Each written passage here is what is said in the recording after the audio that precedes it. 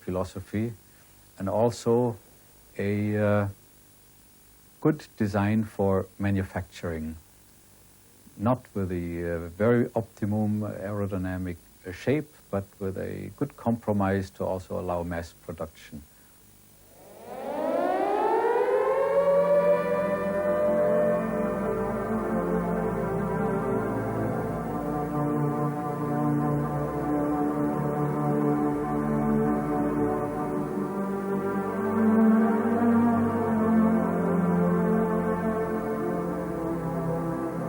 Some 35,000 109s were eventually built in 100 different variants, more than any other combat aircraft.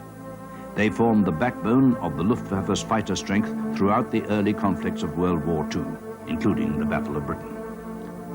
Although outclassed by the later years of the war, it remained in service both because of its ease of production and its devastating effects on daylight bomber raids, as this German newsreel shows.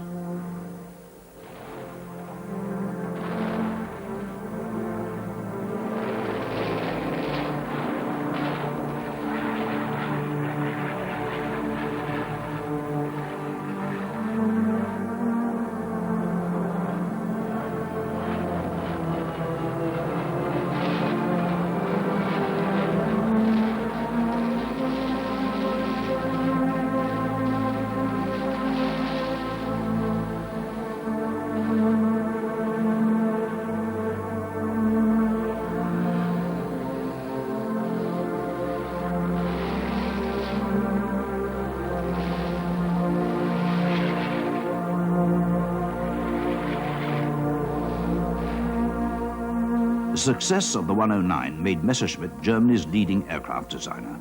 Called upon to make many propaganda films, he became as famous as the fighter ace Adolf Galland and others who flew the aircraft.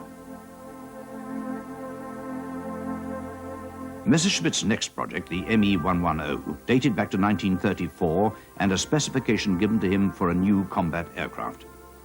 Design work on a series of prototypes was begun, and on its first test flight, it reached a remarkable speed of 316 miles per hour. Tested in combat during the Battle for Poland, it proved a great success. Only when faced with the RAF did the 110 suddenly become a disaster. Outclassed by the Spitfire and Hurricane, it was soon necessary for 109s to escort the escort fighters. However, later in the war, it proved highly effective as a night fighter. A derivation of the Me-110, the 210, proved a failure for Messerschmitt.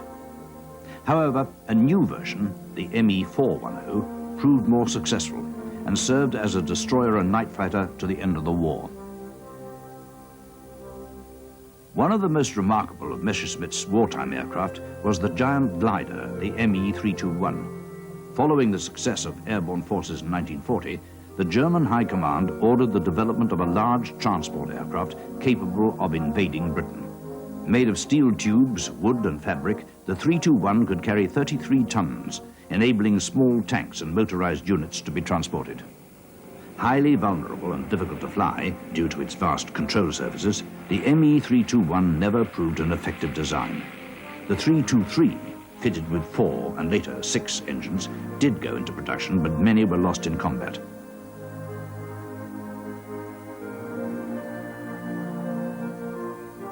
Another large project was the Me-264. Capable of bombing the USA, it could have proved a serious threat to the Allies, but only one prototype had flown by 1945.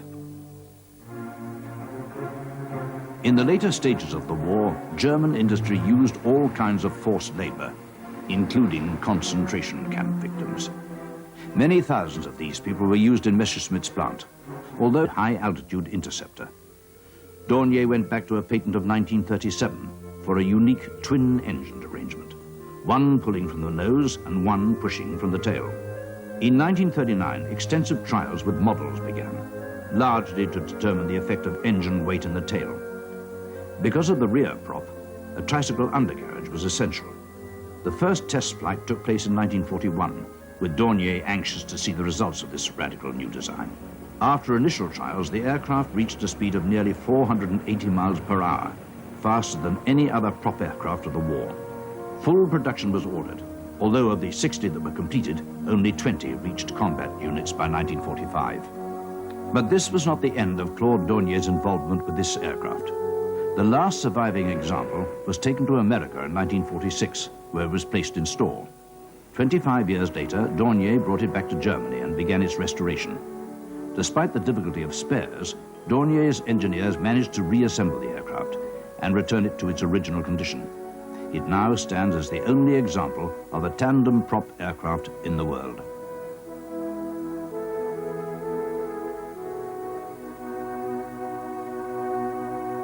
The demands of a desperate high command for a cheap, mass-produced, high-performance fighter gave rise to many innovative designs.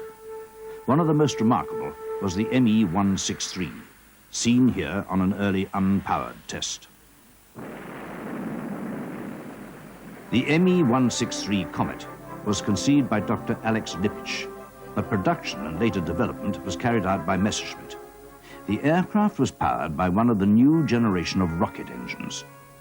To reduce weight and drag, the ME-163 had no tail or undercarriage, taking off on a trolley which was later jettisoned and landing on a wooden skid. The first test flight took place in 1941, and after considerable development, it became operational in 1944.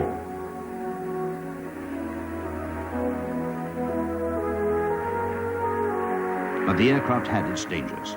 The volatile fuel could dissolve the flesh of pilots and ground crew in a matter of seconds. The high speed of over 600 miles an hour made it difficult to control, and its short endurance, less than 1 hour, limited its effectiveness.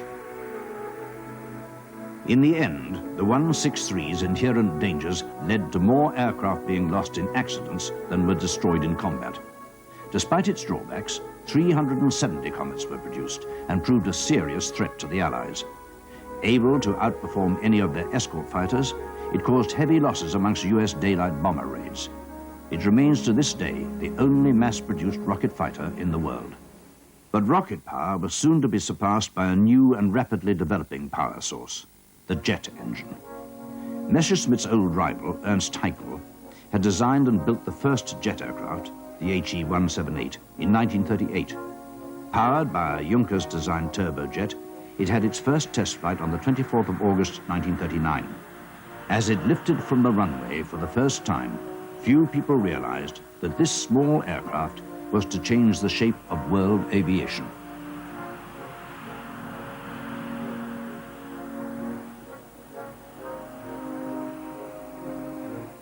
With the HE-178's success, the race was now on to develop the first production fighter. Heinkel, with a significant lead over his rivals, produced the HE-280, seen here undergoing gliding tests. After extensive trials, the first powered flight took place in August 1941. But Heinkel was not alone in the field. Willy Messerschmitt rapidly designed a new twin-engine jet aircraft.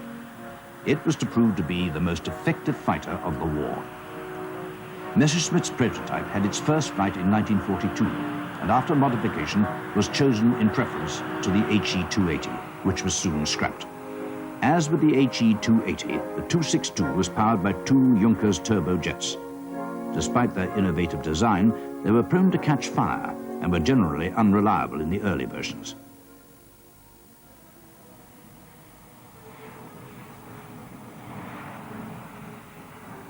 When the engines did work, the aircraft's performance was impressive. A rate of climb of 12,000 meters a minute and a speed of 470 miles per hour outclassed any Allied fighter. Crippled by fuel shortages and Hitler's insistence that it be used as a bomber, the 262 never lived up to its full potential. It represented both the height and at the same time the end of Willy Messerschmitt's career. In 1945, virtually all of Dornier and Messerschmitt's plants were destroyed. Both men were captured by the Allies and imprisoned for 2 years. The ban on aircraft production was imposed once again.